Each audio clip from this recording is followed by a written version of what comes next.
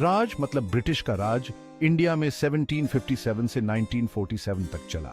इसकी शुरुआत हुई EIC से, जो एक कंपनी थी, और धीरे धीरे उसने कंट्रोल हासिल कर लिया। कंपनी का राज एक्सप्लॉयटेशन और इंडस्ट्रीज के पतन का दौर था। 1857 का म्यूटिनी, जो रूल के खिलाफ एक बहुत बड़ा अपराइजिंग था, उसके बाद क्राउन ने इंडिया को डायरेक्टली कंट्रोल करना शुरू कर दिया। ब्रिटिश क्राउन के अंडर इंडिया ने डेवलपमेंट में काफी तरक्की देखी, जैसे रेलवेज और सिस्टम्स का बनना। लेकिन ये एडवांसमेंट्स एक्सप्लॉयटेशन और पॉलिटिकल सब्जुगेशन की कीमत पर हुए। ब्रिटिश पॉलिसीज की वजह से फार्मर्स और आर्टिजन्स गरीब होते गए। वहीं दूसरी तरफ इंडियंस की एक क्लास तैयार हुई जो रूल पर सवाल उठाने लगी। 19th सेंचुरी के हाफ में नेशनलिज्म का उदय हुआ। INC यानी INC जैसे ऑर्गेनाइजेशंस बने जो ज्यादा ऑटोनॉमी और आखिरकार पूरी इंडिपेंडेंस की मांग करने लगे। 20th सेंचुरी में पूरी दुनिया में मूवमेंट्स की अवेयरनेस बढ़ने लगी, जिसकी वजह से सेंटिमेंट में और तेजी आई। राज भले ही अटूट लग रहा था, लेकिन उसने खुद अपने अंत के बीज बो दिए थे। अलग अलग ग्रुप्स को फ्रीडम की लड़ाई में एकजुट करके उसने अनजाने में एक इंडिया के निर्माण का रास्ता तैयार कर दिया। मूवमेंट कॉलोनियलिज्म के खिलाफ एक मल्टीफैसेटेड और लंबी चली स्ट्रगल थी।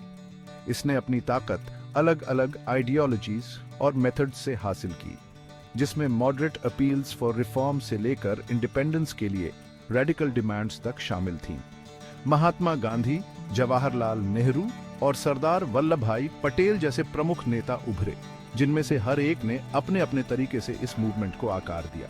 गांधी जी की रेजिस्टेंस की फिलॉसफी सत्याग्रह एक पावरफुल फोर्स साबित हुई। गुड्स और इंस्टीट्यूशंस के बॉयकॉट के लिए उनके आह्वान ने मैसेस को गहराई से प्रभावित किया, जिससे लाखों लोग फ्रीडम के लिए स्ट्रगल में शामिल हुए।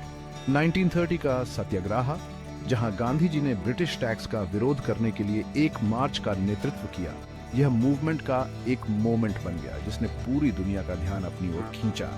गांधी जी के अप्रोच के साथ साथ रेजिस्टेंस के और भी तरीके उभरे। भगत सिंह और सुभाष चंद्र बोस जैसे रेवोल्यूशनरीज ने स्ट्रगल की वकालत की। उनका मानना था कि रूल को उखाड़ फेंकने के लिए बल का प्रयोग जरूरी है। इंडिपेंडेंस मूवमेंट के ये डिफरेंट स्ट्रैंड्स भले ही आइडियोलॉजिकली अलग थे, लेकिन उनका एक गोल था इंडिया को रूल से आजादी दिलाना। मूवमेंट केवल एक स्ट्रगल नहीं थी, यह एक सोशल और अवेकनिंग था। इसने हायरार्कीज को चैलेंज किया, यूनिटी को बढ़ावा दिया और सब कॉन्टिनेंट की पॉपुलेशन में आइडेंटिटी की भावना को बढ़ाया। जैसे ही WWI ने दुनिया को अपनी चपेट में लिया, इंडियन इंडिपेंडेंस की मांग और तेज हो गई। ब्रिटिश वॉर से थके हुए थे और उन्हें इंडिया पर अपनी पकड़ बनाए रखना मुश्किल लगने लगा था। 1945 का कॉन्फ्रेंस, जिसे इंडिया के फ्यूचर पर डिस्कस करने के लिए बुलाया गया था, INC और लीग के बीच मतभेद के कारण कोई नतीजा नहीं निकल पाया। 1946 में गवर्नमेंट ने पावर का पीसफुल ट्रांसफर निगोशिएट करने के लिए एक मिशन इंडिया भेजी। मिशन ने एक इंडिया का प्रपोजल रखा जिसमें स्ट्रक्चर हो और प्रोविंसेस को काफी हद तक ऑटोनॉमी दी जाए। हालांकि मोहम्मद अली जिन्ना के नेतृत्व में लीग ने एक अलग स्टेट की मांग की, जिससे स्थिति और ज्यादा कॉम्प्लिकेटेड हो गई। प्लान भले ही नेक इरादे से बनाई गई थी, लेकिन यह कांग्रेस और लीग के बीच की खाई को पाटने में नाकाम रही। दोनों पार्टियों के बीच बढ़ता डिस्ट्रस्ट, साथ ही बढ़ता टेंशंस ने एक इंडिया के फ्यूचर पर साया डाल दिया। ऐसे में एक ऐसे डिसीजन का समय आ गया था जो सब कॉन्टिनेंट को नया रूप देने वाला था। इन प्रपोजल्स की असफलता ने कांग्रेस और लीग के बीच बढ़ती दूरी को उजागर किया। एक इंडिया का विचार तेजी से खत्म होता जा रहा था, जिससे 1947 के इवेंट्स का रास्ता साफ हो गया। सोल्यूशन खोजने की पिछली कोशिशें नाकाम होने के साथ इंडिया का पार्टीशन और ज्यादा लाइकली होता गया। जून 1947 में इंडिया के आखिरी वाइसरॉय माउंटबैटन ने प्लान का ऐलान किया, जिसमें इंडिया को 2 डोमिनियंस में बांट दिया गया, इंडिया और पाकिस्तान। यह डिसीजन हालांकि एक वॉर को टालने के लिए लिया गया था, लेकिन इसकी एक बड़ी कीमत चुकानी पड़ी। प्लान भले ही सीधा साधा लग रहा था, लेकिन यह एक बहुत बड़ी चुनौती पेश करता था। पंजाब और बंगाल का डिवीजन, ऐसे प्रोविंसेस जहां हिंदू और मुस्लिम आबादी मिली जुली थी। इस बाउंड्री को डिमार्केट करने की जिम्मेदारी, जिसे लाइन के नाम से जाना जाता है, रैडक्लिफ को सौंपी गई, जो एक लॉयर थे जिन्हें इस रीजन की कॉम्प्लेक्सिटीज की जानकारी नहीं थी। पार्टीशन के ऐलान ने बड़े पैमाने पर हिंसा और डिस्प्लेसमेंट को हवा दे दी। जो कम्युनिटीज सदियों से साथ साथ रहती आई थीं, वे एक दूसरे के खिलाफ हो गईं, जिसका कारण डर, गुस्सा और पॉलिटिकल अपॉर्चुनिज्म था। पार्टीशन, जिसका उद्देश्य पावर का पीसफुल ट्रांसफर था, वह ह्यूमन हिस्ट्री के सबसे बड़े मैस माइग्रेशंस में से एक बन गया। इंडिया का पार्टीशन सबकॉन्टिनेंट के इतिहास में एक वाटरशेड मोमेंट था। इसने कॉलोनियलिज्म का अंत तो कर दिया, लेकिन साथ ही हिंसा और डिस्प्लेसमेंट की एक ऐसी लहर भी ला दी जिसके लॉन्ग लास्टिंग कॉन्सिक्वेंसेस इंडिया और पाकिस्तान दोनों के लिए होंगे। Section 5, the line scars on the subcontinent. Line, जिसे जल्दबाजी में सिर्फ 5 हफ्तों में खींचा गया था, पार्टीशन की कैओटिक और लेगेसी का प्रतीक बन गया। इंडिया और पाकिस्तान को इंडिपेंडेंस मिलने के सिर्फ 2 दिन पहले इसे पब्लिश्ड किया गया। यह पंजाब और बंगाल के बीचों बीच से होकर गुजरती थी, जिसने कम्युनिटीज, फैमिलीज, यहां तक कि घरों को भी बांट दिया। इस बाउंड्री का नेचर, जिसे डेमोग्राफिक्स और जियोग्राफी की कम जानकारी के साथ खींचा गया था, ने पहले से ही सिचुएशन को और बढ़ा दिया। लाइन के पब्लिकेशन ने अकल्पनीय तरीके से एक्सोडस को जन्म दिया। लाखों हिंदूज, मुस्लिम्स और सिख्स खुद को बॉर्डर के गलत साइड पाते थे, जहां उन्हें परसिक्यूशन और वायलेंस का सामना करना पड़ता था। यह सफर, जो अक्सर पैदल ही तय किया जाता था, कहतरों से भरा होता था, जिसमें अनगिनत लोग भूख, थकान और अटैक से मारे जाते थे। पार्टीशन और लाइन ने सबकॉन्टिनेंट के सोशल और फैब्रिक पर एक अमिट छाप छोड़ी। इस दौरान हुई वायलेंस ने गहरे जख्म छोड़े, जिससे कम्युनिटीज के बीच अविश्वास और दुश्मनी पैदा हुई, जो आज भी देखने को मिलती है। लाइन, जो बॉर्डर्स को डिफाइन करने के लिए बनाई गई थी, उसने लाखों लोगों की किस्मत तय कर दी। यह पार्टीशन की कॉस्ट की एक कड़वी याद दिलाता है, एक ऐसी कीमत जो सब कॉन्टिनेंट पर आज भी अपना साया डाले हुए है। Section 6, exodus, migration and it's aftermath. Partition की वजह से ह्यूमन हिस्ट्री के सबसे बड़े मैस माइग्रेशंस में से एक देखने को मिला।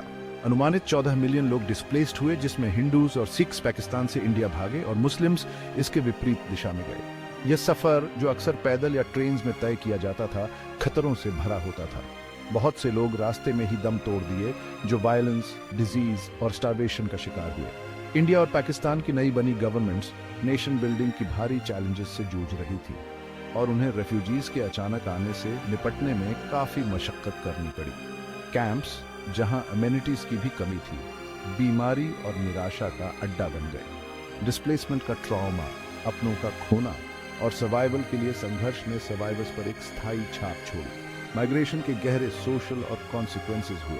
इसकी वजह से बाउंड्रीज को फिर से डिफाइन किया गया, नए सिटीज और कम्युनिटीज का उदय हुआ और आइडेंटिटीज को नया रूप मिला। पार्टीशन ने जहां 2 नए नेशंस बनाए, वहीं एक ऐसी जनरेशन को भी जन्म दिया जो डिस्प्लेसमेंट और घर खोने के ट्रॉमा से हमेशा के लिए जुड़ गई। 1947 का एक्सोडस पार्टीशन की कॉस्ट की एक कड़वी याद दिलाता है।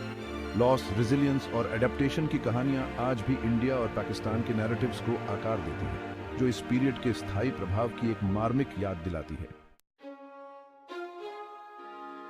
Section 7, Dawn of a New Era. The Act. अगस्त 15, 1947 को एक्ट लागू हुआ, जिसने रूल का अंत और 2 नेशंस इंडिया और पाकिस्तान के जन्म का प्रतीक था। यह एक्ट, जिसे पार्लियामेंट ने पास किया था, दोनों डोमिनियंस को कॉमनवेल्थ के भीतर नेशंस का दर्जा दिया, जो अपनी किस्मत खुद तय करने के लिए स्वतंत्र थे। एक्ट ने दोनों नए नेशंस के बीच इंडिया की एसेट्स और लायबिलिटीज के डिवीजन का भी प्रावधान किया। इसने स्टेट्स के जटिल मुद्दे को हल किया और उन्हें इंडिया या पाकिस्तान में शामिल होने या इंडिपेंडेंट रहने का विकल्प दिया।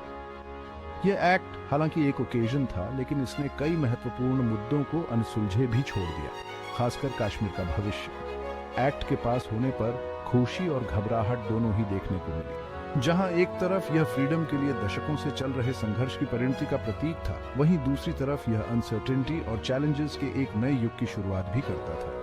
नए नेशंस के सामने नेशन बिल्डिंग का मुश्किल काम था, पार्टीशन के जख्मों को भरना था और दुनिया में अपनी जगह बनानी थी। एक्ट एक ऐतिहासिक डॉक्यूमेंट, जिसने एक साम्राज्य का अंत और सबकॉन्टिनेंट के इतिहास में एक नए चैप्टर की शुरुआत की। यह एक ट्रायम्फ और एक ट्रेजेडी दोनों का प्रतीक था। यह स्पिरिट और डिसीजंस के स्थायी परिणामों का प्रमाण था। Section 8, tryst with destiny, India's path to nationhood. अगस्त 15, 1947 को आधी रात को इंडिया के पहले पीएम जवाहरलाल नेहरू ने राष्ट्र को संबोधित किया। उनका यह ऐतिहासिक भाषण ट्रिस्ट विद डेस्टिनी के नाम से जाना जाता है। नेहरू के शब्द, जो आशा और दृढ़ संकल्प से भरे हुए थे, उन्होंने कॉलोनियलिज्म के साए से उभरते हुए एक नए स्वतंत्र राष्ट्र की आकांक्षाओं को बयां किया। नेहरू का इंडिया के लिए विजन एक सेक्युलर, डेमोक्रेटिक और स्टेट का था। उन्होंने मॉडर्नाइजेशन और इंडस्ट्रियलाइजेशन के एक प्रोग्राम की शुरुआत की, जिससे इंडिया के इकोनॉमिक और एडवांसमेंट की नींव पड़ी। उन्होंने कोल्ड वॉर के दौरान इंडिया की पॉलिसी को आकार देने में भी महत्वपूर्ण भूमिका निभाई और नॉन अलाइनमेंट और कोएग्जिस्टेंस की वकालत की। इंडिया के शुरुआती साल अचीवमेंट्स और चैलेंजेस दोनों से भरे हुए थे। देश को स्टेट्स को इंटीग्रेट करने, एक नया कॉन्स्टिट्यूशन बनाने और एक डाइवर्स और गरीब आबादी की जरूरतों को पूरा करने जैसे कामों से जूझना पड़ा। इन चैलेंजेस के बावजूद इंडिया ने इंस्टीट्यूशंस की स्थापना करने, रिफॉर्म को बढ़ावा देने और ग्रोथ को बढ़ावा देने में काफी तरक्की की। इंडिपेंडेंस के बाद से इंडिया का सफर उसके लोगों के रेजिलियंस और डेमोक्रेसी की अटूट शक्ति का प्रमाण है। कई इंटरनल और थ्रेट्स का सामना करने के बावजूद देश एक पावर के रूप में उभरा है, जो दुनिया भर में उभरती डेमोक्रेसीज के लिए आशा और प्रेरणा का प्रतीक है। Section 9, legacy of partition echoes in the present. India का पार्टीशन आज भी सब कॉन्टिनेंट पर अपना साया डाले हुए है। इस ऐतिहासिक घटना के साथ हुई हिंसा और विस्थापन ने गहरे जख्म छोड़े, जिसने इंडिया और पाकिस्तान दोनों के पॉलिटिकल, सोशल और लैंडस्केप को आकार दिया। पार्टीशन की वजह से इंडिया और पाकिस्तान के बीच एक जटिल और अक्सर तनावपूर्ण संबंध का उदय हुआ। दोनों देशों ने कश्मीर के विवादित क्षेत्र को लेकर कई युद्ध लड़े हैं और टेंशन्स आज भी बनी हुई है। पार्टीशन की विरासत आज भी डिस्कोर्स, पॉलिसी और सीमा के दोनों ओर लोगों के रोजमर्रा के जीवन को प्रभावित करती है। पार्टीशन का सब कॉन्टिनेंट के फैब्रिक पर भी गहरा प्रभाव पड़ा। इसकी वजह से धार्मिक पहचान मजबूत हुई, टेंशन्स बढ़े और लाखों लोग विस्थापित हुए, जो आज भी विस्थापन और घर खोने के ट्रॉमा से जूझ रहे हैं। पार्टीशन सर्वाइवर्स की कहानियां इस ऐतिहासिक घटना की कॉस्ट और रिकंसिलिएशन और हीलिंग की जरूरत की एक मार्मिक याद दिलाती है। पार्टीशन की विरासत एक जटिल और बहुआयामी है। यह हिंसा और रेजिलियंस दोनों के लिए इंड्योरिंग कैपेसिटी और एक साझा अतीत की चुनौतियों से निपटने में डायलॉग, अंडरस्टैंडिंग और एम्पैथी के महत्व की याद दिलाता है। Section 10, India and Pakistan, a future unwritten. India और पाकिस्तान, दो राष्ट्र जो पार्टीशन की कठिन परिस्थितियों से उभरे हैं, आज एक मोड़ पर खड़े हैं। उनके साझा अतीत की विरासत आज भी उनके वर्तमान को आकार देती है, लेकिन भविष्य अभी भी अलिखित है। एक ज्यादा पीसफुल और प्रॉस्परस भविष्य के रास्ते पर चलने के लिए पार्टीशन के भूतों का सामना करना होगा, कॉन्फ्लिक्ट के मूल कारणों को दूर करना होगा और डायलॉग और कोऑपरेशन का माहौल बनाना होगा। आशा की किरणें दिखाई दे रही हैं। सीमा के दोनों ओर ऑर्गेनाइजेशंस पीस, अंडरस्टैंडिंग और रिकंसिलिएशन को बढ़ावा देने के लिए अथक प्रयास कर रहे हैं। इनिशिएटिव्स, एक्सचेंजेस और डिप्लोमेसी ब्रिजेस बनाने और ह्यूमैनिटी की भावना को बढ़ावा देने में मदद कर रहे हैं। इंडिया और पाकिस्तान का भविष्य एक दूसरे से जुड़ा हुआ है। गरीबी, जलवायु परिवर्तन और आतंकवाद जैसी साझा चुनौतियों से निपटने के लिए कोलैबोरेशन और अतीत की कहानियों से आगे बढ़ने की इच्छा की जरूरत है। आगे का रास्ता मुश्किलों से खाली नहीं है, लेकिन पीस, स्टेबिलिटी और प्रॉस्पेरिटी के संभावित इनाम इसे एक ऐसा सफर बनाते हैं जो तय करने लायक है। इंडिया और पाकिस्तान की कहानी आशा की अटूट शक्ति और डिवीजन और यूनिटी दोनों के लिए कैपेसिटी का प्रमाण है। जैसे जैसे ये दोनों राष्ट्र अपने साझा इतिहास की जटिलताओं से जूझते हैं, वे जो चुनाव करेंगे वह न केवल उनकी अपनी किस्मत बल्कि सब कॉन्टिनेंट और दुनिया के भविष्य को भी निर्धारित करेंगे।